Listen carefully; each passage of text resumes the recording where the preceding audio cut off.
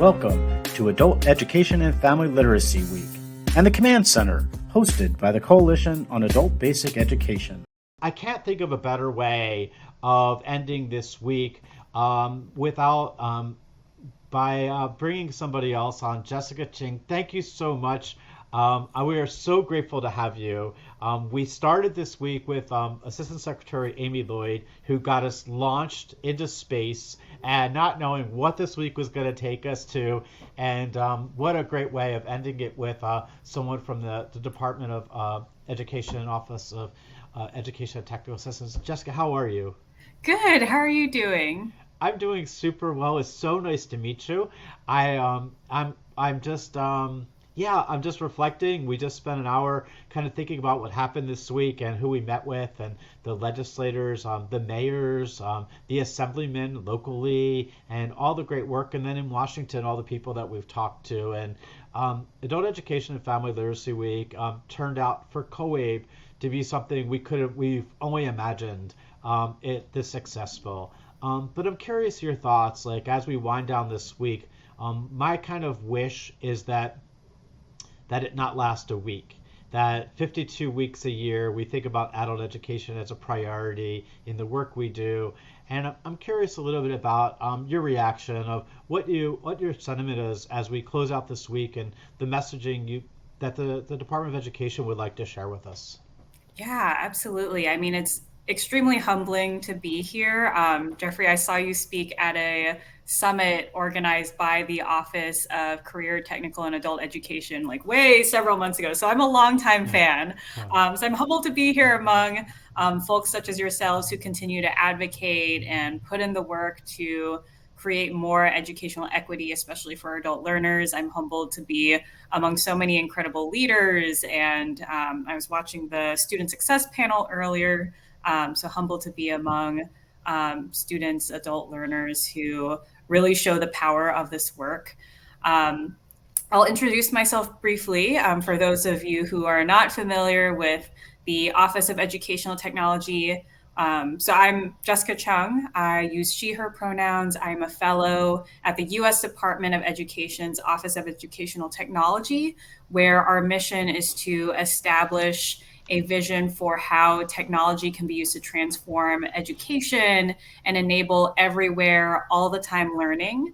And we achieve this in a variety of different ways, from issuing policies and guidance to the field, strategically investing in the field in promising strategies or solutions, as well as using our convening power at the federal government to bring together key players in the field. And so we see technology as a cross-cutting issue that touches every segment of our education system, including adult education. So it's really, really exciting to be here. We've got a lot of exciting work going on, particularly focused on digital equity and digital literacy. And I think adult education is not just a place of need where we need to get learners connected. We need to make sure they have devices. We need to make sure that their technological needs are met in order for them to access those opportunities. It's also an incredible place of strengths and assets. Our community colleges and our adult learning providers are hubs for information, support, and resources for skill development opportunities, which is an incredible asset as we think about how do we close the digital divide. And adult learners represent such a diverse swath of the population. They represent so many communities that have been historically excluded from opportunities.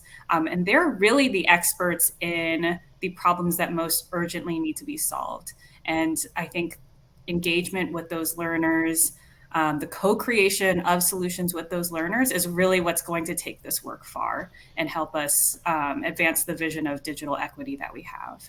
So I'm so proud of our Office of Adult, our office generally, Department of Education, but in particular your office. So I know that I follow you guys. I kind of stalk you through the internet, but part of that's my job because I do work with links and I moderate the correctional and reentry education platform. And one of the things that recently came out were some resources. I was wondering if you could share some of that with our audience because they are just amazing. Yes, absolutely. That has been the big news coming out of our office this past week. We published a guidance resource for leaders concerning state digital equity plans. So, to provide some context, the bipartisan infrastructure law, which passed almost a year ago, included $65 billion in investments in expanding broadband access, and that includes the Digital Equity Act, which funds state digital equity plans.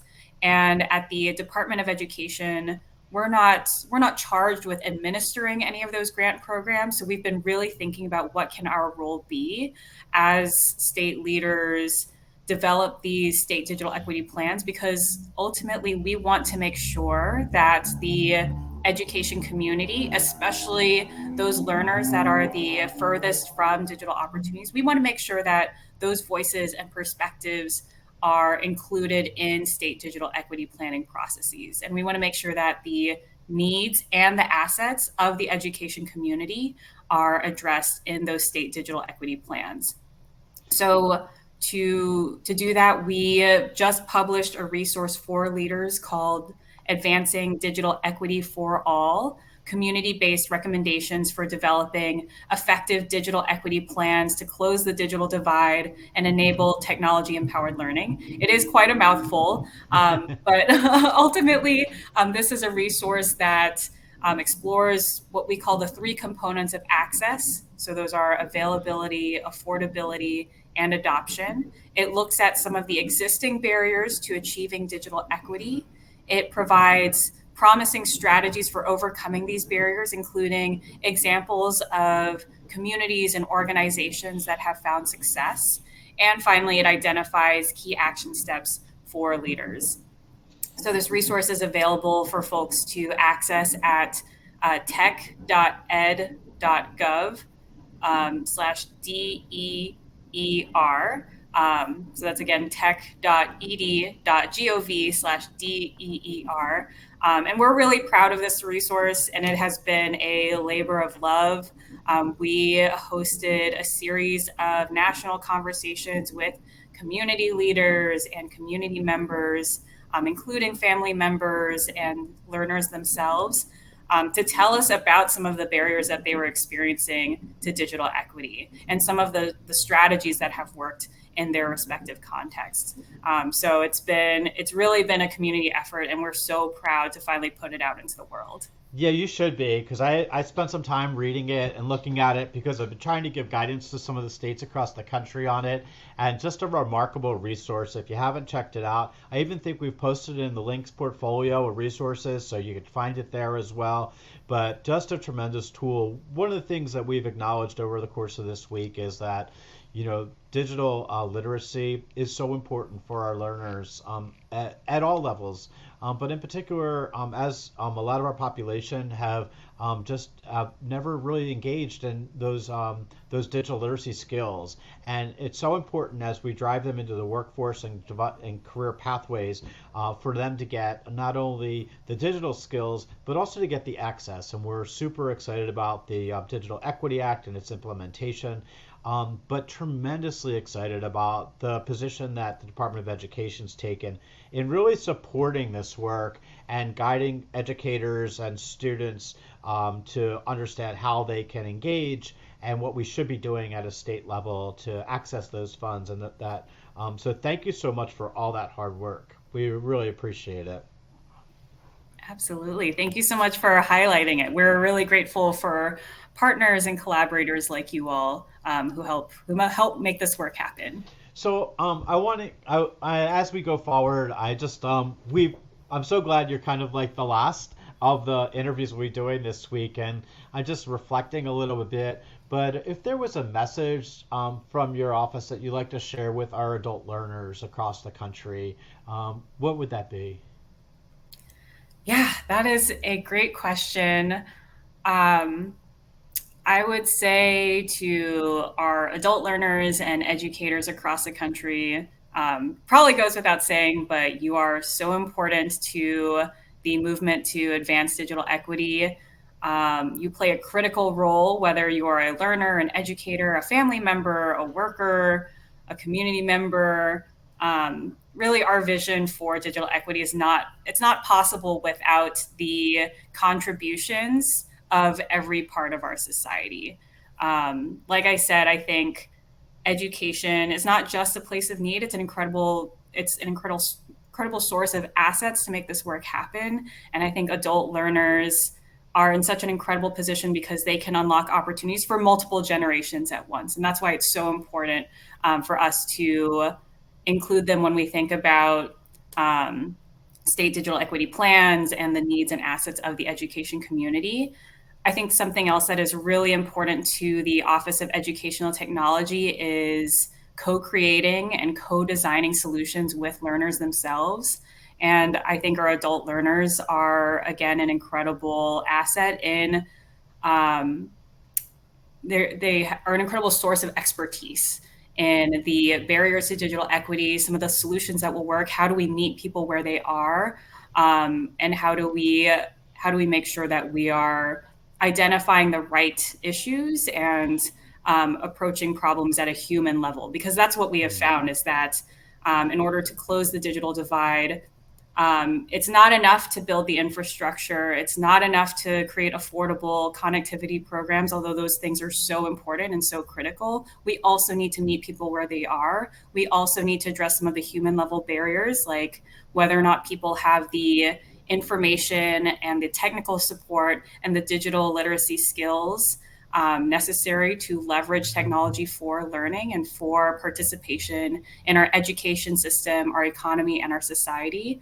And I think adult learners are going to be key collaborators in this work. I, And so sorry, go ahead.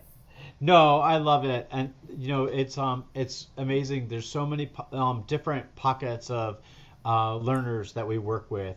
We were just on a call that was with a program in Cleveland that's working with men and women that are visually impaired, and they use canines to help in the education process. And we just have so many different pockets. One that is a call out, I know you've seen me speak before, is justice and making sure. And I love that there was a call out in the Digital Equity Act for men and women that are incarcerated or coming home from some of those challenges. So we're getting that voice, it's being heard, and I can't be more proud of our Department of Education, from our secretary to our assistant secretaries, to really elevating that voice on Capitol Hill and making this a priority across the country. So we're doing it. We're like, they say that you eat an elephant one bite at a time. Now, I'm not really sure who would want to eat an elephant, but I do think that the analogy is appropriate, that we do have to chip away at these challenges. And the Office of